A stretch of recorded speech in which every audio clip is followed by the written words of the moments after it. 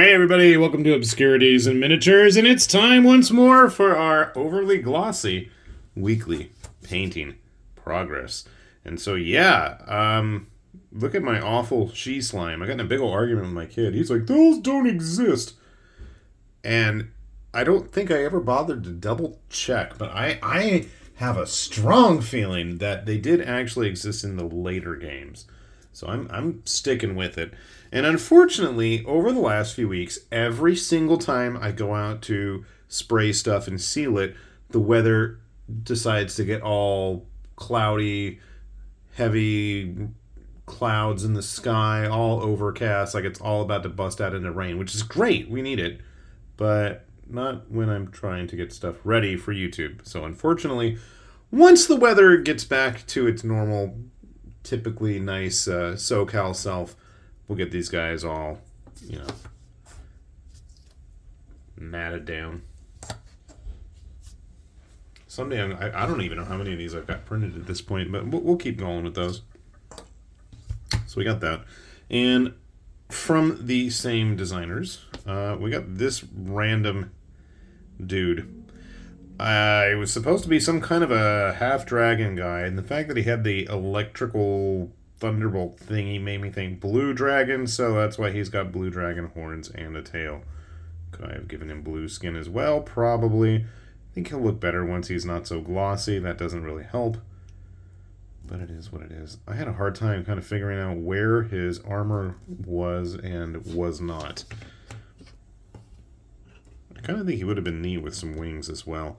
They did a 75mm version of this guy as well. He's from Arena Studio. But I know he's on my mini factory, because I think that's where I got mine. Alright, what else we got? We got a Coromon. Coromon was another step in the evolutionary progress of the Greymon family tree. Slowly but surely, we are making our way through. I know I have a Greymon that is already primed and waiting, and then I've got a Metal Greymon as well that is going to get painted at some point in the near future. So, slow and steady, and then we'll probably start in on the, Garudamon, the wolf family, Gabumon, all those guys. Some of them I already have printed and ready to go. Others, not so much. I screwed up the mouth. And I don't care. Also, from the same designer, Inkman's Minis, a spiky-haired warrior guy. This I really want not so glossy. I did try to paint the skin in between all of his torn up clothes, and I didn't see if it was actually molded on, but I did have to get the red lines down the boots. So this is the Ultra Instinct version, if I remember correctly. I don't remember, but I mean, honestly, you could probably paint this as any version of Goku. I just wanted to go with, I think the file was labeled Ultra Instinct, so I went with the silver hair. I did do the eyebrows, but you can't really tell. Oh well. Decent pose.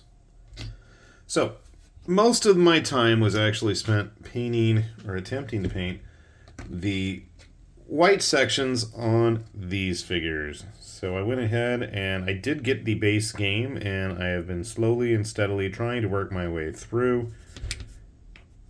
We started, I guess, repping the Yellow Ranger just because I always felt, she was gone before she even got a moment really to bask in the glory of the Power Rangers franchise, because I'm sure she would have wanted to be part of it too. Kind of sucked what happened to the actress. And I forgot to finish her belt. Yikes. Okay, well, back to the table you go. I'm definitely going to have to degloss these. I think she came out the best. Went ahead and did the Blue Ranger, and I spent even less time trying to shade it, but I feel like I'm going to have to go back and fix some stuff up. I'm not 100%. Then again, I also don't really care that much, and I am not super attached to the original lineup, the Zoo Rangers. They've never done a whole lot for me. He is supposed to have a little emblem on each end of his staff as it separates into little, knife things. But I at least tried to paint him gold. And I did do his belt correctly. And, I might add, if I can get that in focus, we did do the eyes on his helmet as well. He's the Triceratops. Good old Billy. We also went ahead and did the Pink Ranger, and I am not super pleased with my results. It's sloppy, it's ugly, and it does not matter how many coats of white paint after I'd already, primed her in a really soft light gray. It's uncooperative. So it is what it is. I called it a day. And for whatever reason, the pattern, that kind of Harlequin pattern that they have on their torsos, because of the molding of the bow, it just doesn't exist there. And that was really annoying. If it is there, then I stand corrected. But, honestly, I'm probably going to swap them out once we get around to playing it with some of the more interesting, newer, more dynamic-looking characters. So I'm not going to be super disappointed. But I had to save the best for last. And that is this goddamn pudgy pig. God, I hate this thing. I hate it so much that it had to be the first thing I painted. This is hate paint. Full-on hate paint. People hate watch stuff. I hate paint things. I hated this thing from the moment I ever laid eyes on it. It just looks stupid. Why are the arms in his mouth? And then at least in the show, you can even see the actor's hands that were there holding on to the weapons, if I remember correctly. It's awful. Stupid pudgy pig. But the reason I can't stand it is not just because... So, we gotta rewind a little bit, okay? Because the story of my hatred for Pudgy Pig does not begin or end with Power Rangers. No.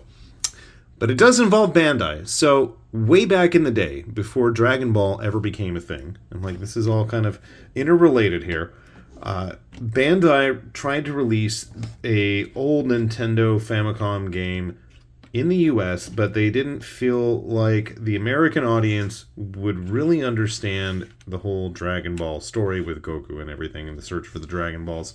So they renamed it to Dragon Power and turned Goku into this hideous monkey-headed kid with a tail, which made no sense, and just butchered the graphics, and it had an awful, awful translation. Just awful.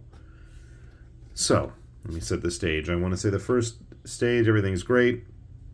The second stage of the game, where you have Goku meeting Uon, the little shape-changing pig, they didn't want to call him Uon, so they called him, you guessed it, in the game, Pudgy Pig.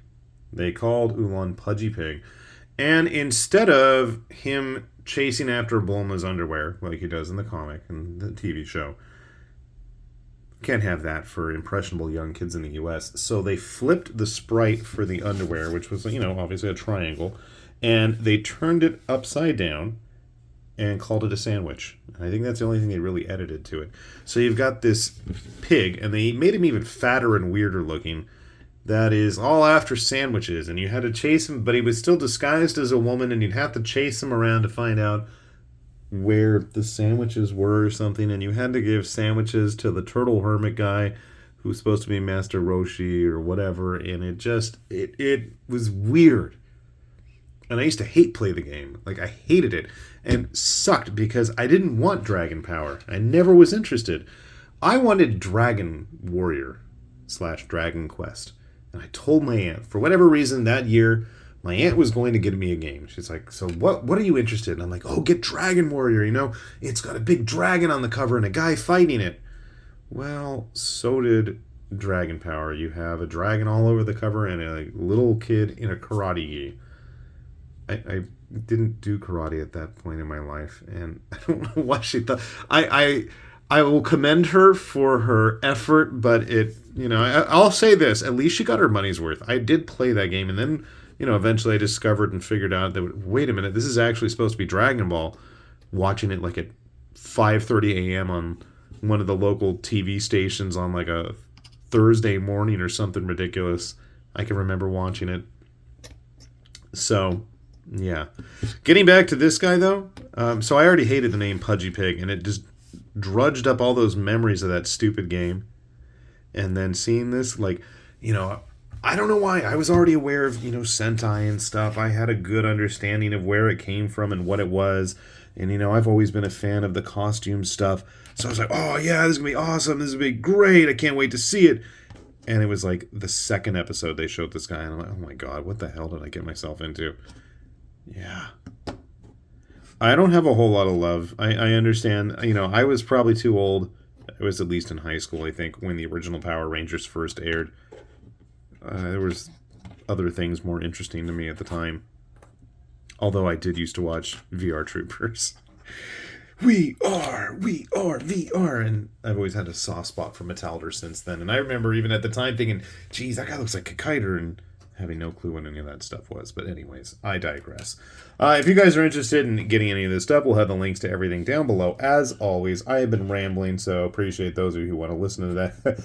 Me ramble on about my hatred for this name, for this character, and yeah, he's a fond memory at the very least. I'm not one to use the word hate in a very serious manner, but me and Pudgy Pig go way back. God, that stupid game. So yeah, hopefully all of you are out there staying safe and keeping busy painting, and hopefully we will have some more stuff of interest that is not Sentai or anime related next week, and hopefully we will get Mr. Sparkletrout to paint some stuff as well, like that tank he's been working on. Yeah, I heard about that, dude. You better get it done. So, with that said, this has been High Lord Tamberlane with Obscurities and Miniatures, saying thanks for watching, and we will see you back here soon. Bye-bye.